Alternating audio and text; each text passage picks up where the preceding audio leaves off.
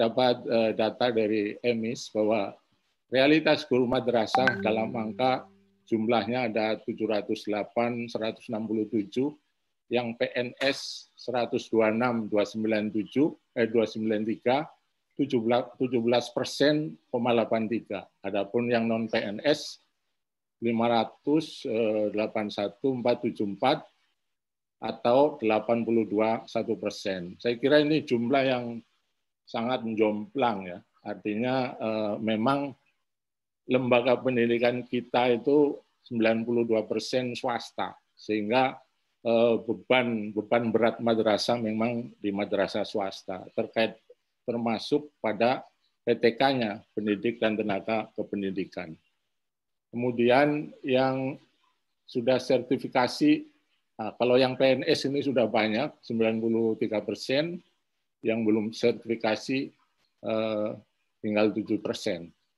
Hanya saja yang non PNS ini ada 65,71% belum sertifikasi dan belum in-passing.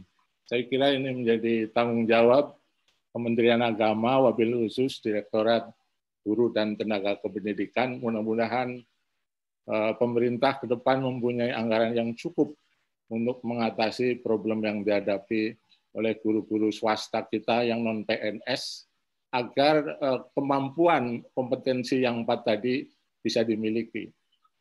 Kebetulan saya sejak 2018 ada di Badan Standar Akreditasi Nasional Sekolah Madrasah.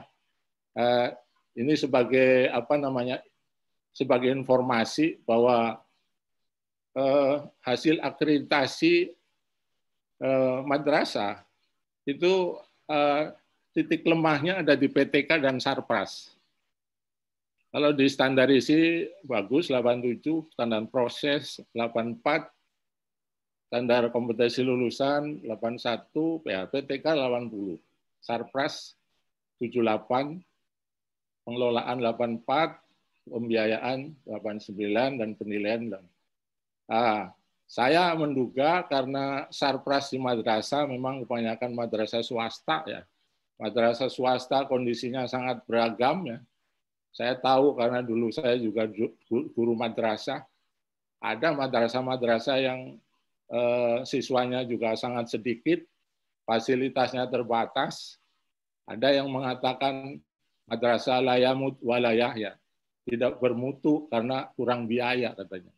Jadi ini masih ada kondisi-kondisi seperti itu. Mudah-mudahan saat ini dengan intervensi dari Direktorat Guru dan Tenaga Pendidikan, PTK kita ini secara bertahap bisa ditingkatkan sehingga ke depan bisa meningkat, karena bagaimana guru madrasah sebagai penentu kemajuan bangsa dan agama kalau kompetensinya rendah. Nah, ini menjadi PR. Ini di tingkat MI ya. Kemudian di tingkat sanawiyah, ini masih sama, PTK malah lebih rendah nih, 76 nilainya. Sarpras naik sedikit. Tapi tetap menjadi perhatian khusus bahwa PTK adalah salah satu komponen pendidikan yang sangat penting. Saya teringat ketika Prof. Abdul Malik Fajar almarhum, ketika beliau menjadi Dirjen Kelembagaan Agama Islam, beliau selalu dalam pengarahan menyampaikan kepada pejabat-pejabat di Dirjen Kelembagaan Islam untuk meningkatkan madrasah sekolah, nomor 1 itu guru, kata beliau. Guru. Kalau kita tidak punya Sarpras, kalau kita tidak punya fasilitas yang cukup, tapi kalau kita memiliki guru yang bagus, guru yang kreatif, guru yang inovatif, dia bisa mengadakan alat-alat bantu pembelajaran yang di sekolah di madrasah tidak ada. Dia bisa bikin sendiri. Jadi bukan pada kurikulum, tapi pada guru. Karena itu saya kira ini hasil akreditasi. Punya tinggal 5 menit, Pak Mas Puri. Oke. Kemudian ini yang jenjang MA ya. Ini masih juga 76 ya PTK. Nah, Sarpras lebih rendah. Kemudian ini saya kira informasi penting bahwa akreditasi untuk tahun ini paradigmanya adalah paradigma paradigma kinerja.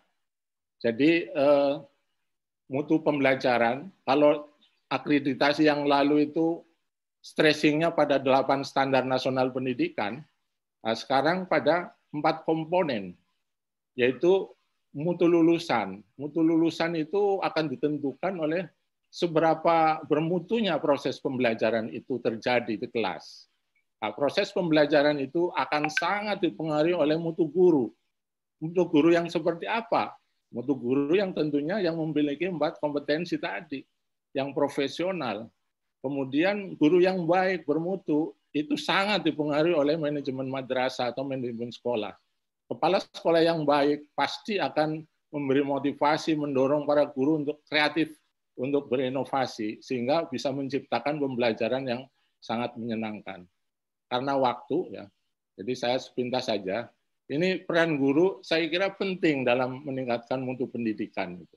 Jadi guru dalam proses pembelajaran harus bagaimana mendeskripsikan konteks belajar dengan situasi saat ini, menjelaskan, memberi ilustrasi, mendemonstrasi, dan menginspirasi, ini penting. Kemudian strategi meningkatkan mutu pembelajaran, saya kira abad 21 itu karakter yang penting. Kreatif, inovatif, dan juga problem solving dan critical thinking. Ini penting, ya. Bukan hanya transfer of knowledge. Nah, ini tuntutan keterampilan abad 21, critical thinking, kreativitas, komunikasi, kolaborasi. Ini harus terjadi di pembelajaran di madrasah. Ini kecakapan abad 21 juga.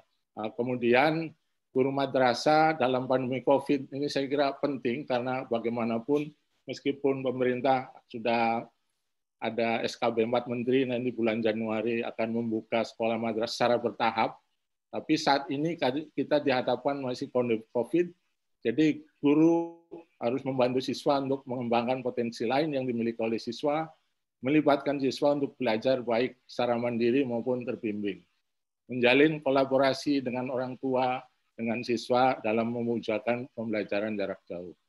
Kemudian ini pelaku pendidikan, pembelajaran dari rumah ini nanti dibaca saja karena waktu. Jadi ini kesimpulan saya, guru madrasah profesional, dia akan menanamkan nilai-nilai iman, takwa, dan akhlak mulia. Saya kira ini penting bagi suatu negara dan bangsa.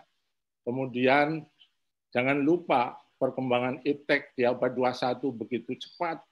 Madrasah saya yakin sudah ada inovasi, ada aksioma, ada lomba robot. Ini saya kira penting sekali. Karena itu diharapkan dengan guru profesional yang bisa menanamkan iman, takwa, akhlak mulia, dan juga menanamkan pengetahuan terkait dengan ilmu pengetahuan teknologi di abad 21, insya Allah bangsa yang kita cita-citakan menjadi bangsa yang maju, dan juga agama kita agama yang berkemajuan. Terima kasih.